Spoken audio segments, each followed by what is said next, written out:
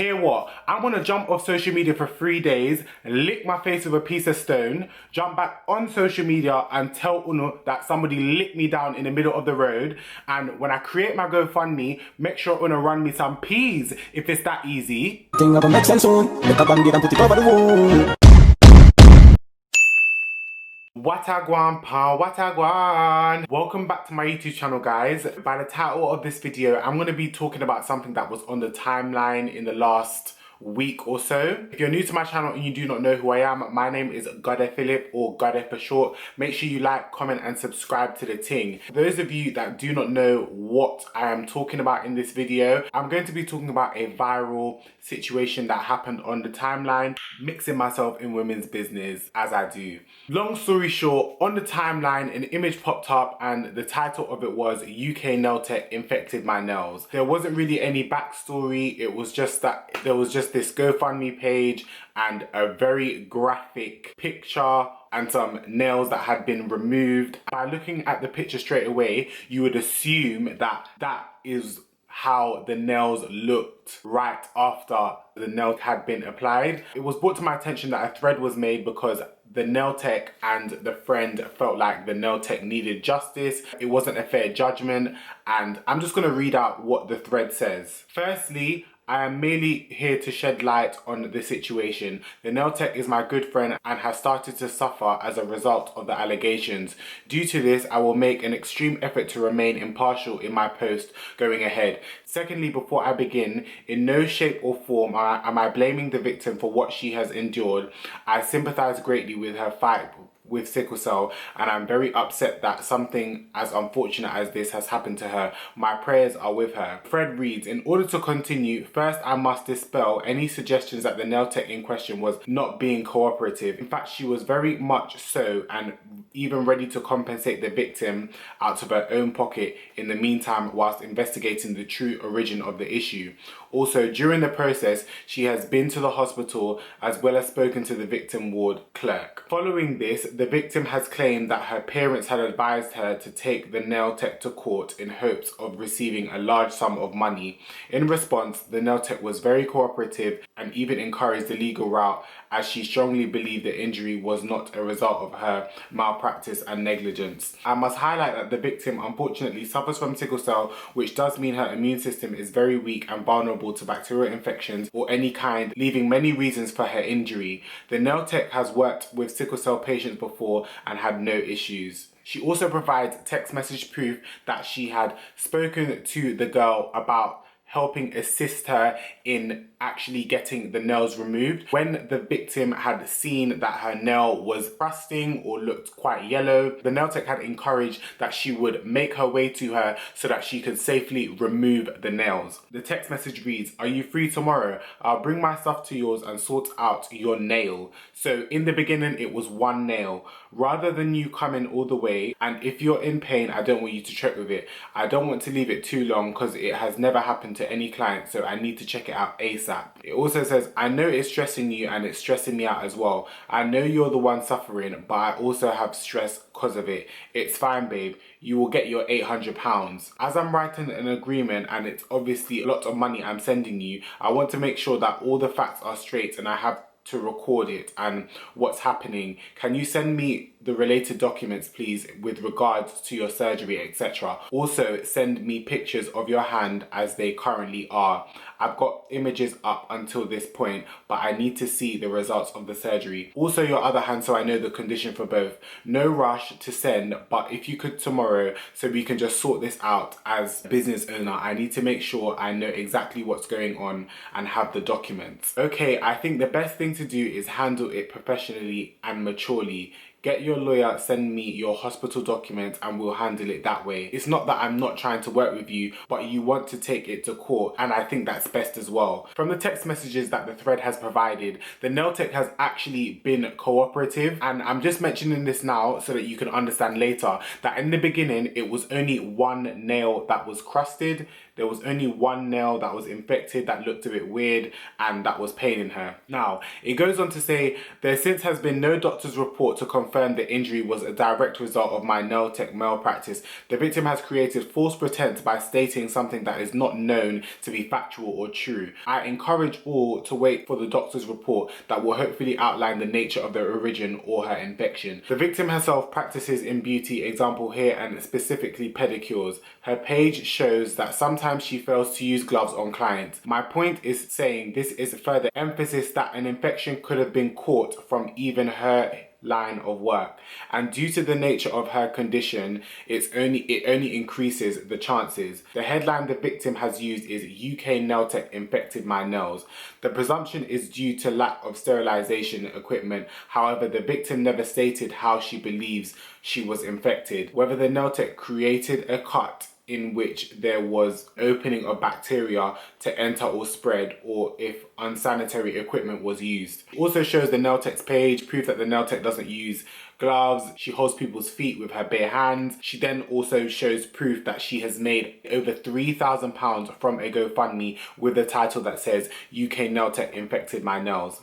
She also goes on to say, I can only speak from my experience as I've been here often, and during this pandemic period, she does practice sterilization methods within nail procedure, and in addition to asking the client to wash their hands, she ensures this was the case on that day. It should be recorded that the victim has also been to the nail tech twice before she suffered no injuries. Because this is the nail tech's word against the victim, I understand that some may not believe this to be true. What is factual is that the nail tech did have a further client that day where she followed the same procedure as that of the victim. The client, vulnerable postnatal, has not suffered any infection, and neither has anybody that has been there before. In terms of details, once again, I am led to emphasize that the victim's sickle cell means we cannot truly know how she caught the infection. It is possible a small cut could have been made whilst the nail tech was drilling, the same way it is possible the victim could have bumped her finger on a sharp surface unknowingly or got a paper cut after the fact. The victim also mentioned that she was already in hospital due to the lack of sickle cell crisis, as her immune system was compromised prior, which intensified the infection, causing it to spread. As the situation has unfolded, correspondence between the victim and the nail tech has become more intense. The victim repeatedly mentioned that if she was to go to court, she has documents that will support her claim. After continuously asking to see proof of documents, the nail tech received this, and she showed it's basically like a write-up of, like, you know when you go to a GP and you bump your head and then you need something to say, oh, you can't wear a hat or wear headwear at work. It's basically something like that she provided. It has there's no letterhead, there's no name to anybody. It's literally almost like a narration of what the victim has told the person that has written it. Lastly, I believe that the victim was just in search of receiving a big payout, which is why she has taken to social media even after the mutual agreement that they would go to court. After mentioned before, the victim has a hair business and was unable to service her clients due to her injury. The nail tech offered to compensate for the money she would have made from this, totaling to £355. The victim then went on to say that she was expecting more money and began to gradually increase her price throughout their correspondence. Following more back and forth, the price reasoned had increased from £355 to £800. She then messaged days later that her parents would not be happy to accept £800 agreed, so they should go to court. The nail tech agreed. I was a bit confused because obviously I'm thinking, rah boy, if there's no actual proof, what the hell is going on? I then went onto the victim's Instagram page and I watched the Instagram live. She then went on to narrate what happened, and she showed like days of the nail being infected. Now, from what I can see from the video clips, yeah, it was actually one nail. She only showed one nail in the beginning. It was only one nail that was crusting. It was only one nail that was hurting. And in the text messages, the the nail tech had responded to one nail being infected. But in this case, it spreaded to other fingers. I'm not gonna sit here and say that that one finger could have potentially been the glue, it could have been the acrylic, it could have been how tight the nail was onto the finger. Then as the clips went on, you see that the infection actually spreads, and you have not made no effort to get this nail removed. You've kept it on. Something isn't making any sense. She also said in the Instagram live that due to her having sickle cell, it's been very difficult for her to work. And I'm not being funny, but I have friends that have sickle cell, and there are benefits, there are ways in which you can maintain a steady, sustainable lifestyle and not work. I can completely understand that you might be self-employed. Going to court is not you can't just go to court like that. Do you understand what I'm trying to say? And you actually need proof that, all right, cool, this is what happened, this is the reason. I do personally feel like when it comes to infections, it's very difficult for them to actually say what was the cause. I feel like most doctors nowadays don't actually know the cause of many things. They just go by symptoms or pictures or past victims that may have gone through the same thing. But most of the time, it's very difficult for you to find the exact reason in a case like this. I do feel like it is very unfair for you to go onto social media, write UK nail tech infected my nails, when in the beginning it was one nail. You chose to let it go on. You chose to wait days before actually removing it. We actually have to take accountability on both parts, because you can't go onto social media and say UK nail tech infected my nails. You actually have no valid proof. And I'm not saying that the nail tech could not have potentially been the cause, but I do feel like in a situation like this, we have to be clear. Do you get what I mean? Because I feel like what happens a lot of the time is when people come on social media and they're beefing or they're going back and forth, is that we tend to throw out things, but we miss parts out.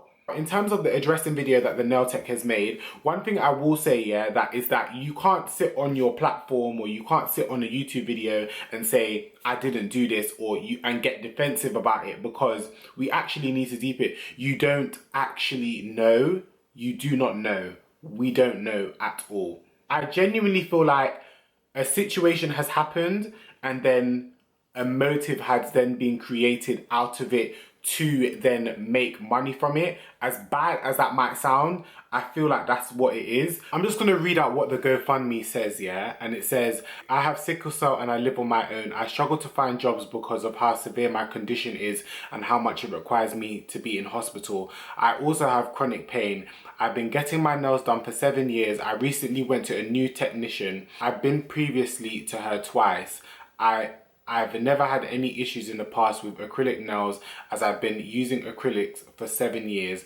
As soon as I started to realize the yellow pus forming under my nail bed, I immediately told the nail technician, and later on that day I was admitted to hospital due to other medical reasons that were related to my condition. As my health was already compromised, the flu, tonsillitis and sickle cell pain, the infection in my nail bed intensified every day onwards. This led to a total of 4 nails and 2 fingers being infected.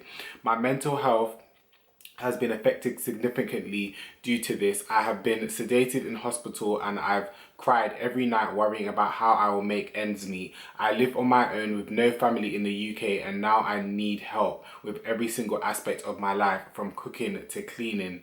It's the fact that I've been looking for a job that works around my inconsistent lifestyle, and now I can't use my hands at all. Now, I'm not trying to be bad mind or disrespectful, insensitive, but I'm guessing you're going to tell me that somebody else wrote this. And also I was on her Instagram page and she's responding back to comments from trolls and stuff like that. So I'm guessing somebody else is responding back with large paragraphs to trolls, since you can't use your hands at all. When it comes to money, when somebody is asking for money, it's very important for us to all get a complete full understanding. Now, I want to know, when you created this GoFundMe, was there a reason behind it that made you think, rah, you may not take this person to court, but you still feel like you deserve money, and obviously from public opinion, you knew that you would get help? Because in this GoFundMe, this amount doesn't actually indicate that you're actually going to use this for lawyer fees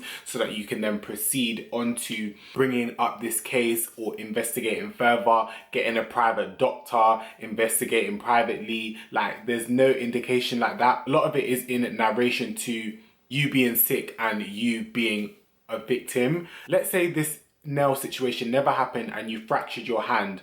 Would you still have created a GoFundMe asking people for money, or have you created it because you now have a story that can add to it? Do you get what I'm trying to say? I want you guys to comment down below and actually tell me what you think. I saw a tweet and it says, 2 things can be true at once. The girls whose nails got infected could be trying to extort extra money, and the nail practice of the nail tech could have caused the infection. Who knows? So I actually want you lot to comment down below and tell me what you think, because I'm 50-50 about this situation. Do you get what I mean? That was all for this mix up, got it? Make sure you like, comment and subscribe to the ting. And as I always say, don't blood clot mix me. I put the links to the thread, the YouTube videos and the GoFundMe in my description box below.